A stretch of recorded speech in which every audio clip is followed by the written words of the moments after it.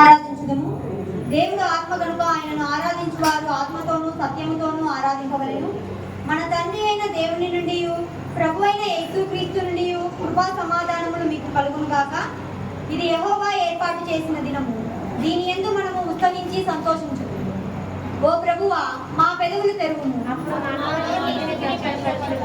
తండ్రికిని కుమారునికిని పరిశుద్ధాత్మకును మహిమ కలుగును గాక.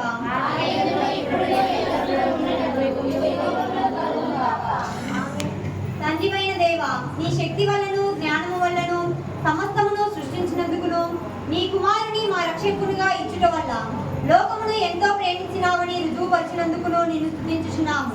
కుమారుడవైన దేవా, మా అపరాధముల నిమిత్తము అప్పగింపబడిన నీవు తిరిగి లేచుట వల్ల మమ్మను నీతిమంతులుగా చేయుటకు పాపము తప్ప అన్ని విషయములలో మా వలె చేయబడినందుకై నిన్ను స్తుతించుచున్నాము.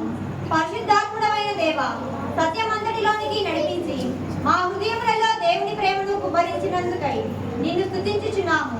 తండ్రి, కుమారుడు, పరిశుద్ధాత్ముడమైన దేవా, యుగ యుగములకు నీకే సమస్త స్తుతి మహిమ కలుగునుగాక.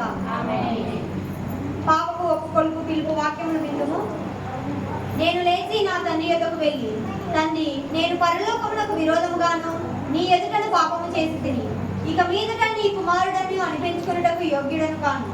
మనము పాపము లేని వారమని చెప్పుకొని ఎడల మనలను మనమే మోసపుచ్చుకొనుము, మరియు మనలో సత్యం ఉండదు.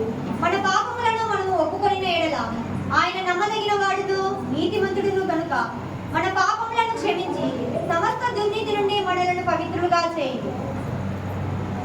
మనము మోకరించి మౌనంగా నుండి మనలను మనము పరీక్షించు.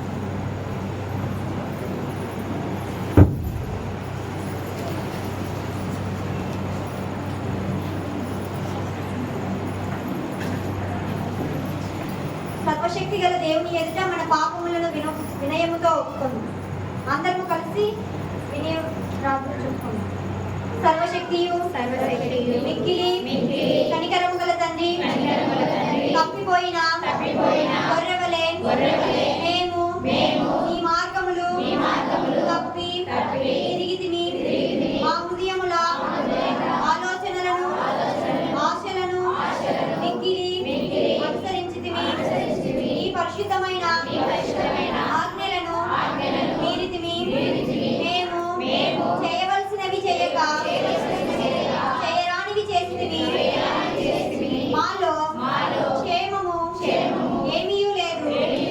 అయినను మా ప్రభువైన నీవు మనుషులకు తెలియజేసిన వాగ్దానముల ప్రకారము ఓ ప్రభువా, పాపపీడితులమైన మమ్మును కరుణింపుము.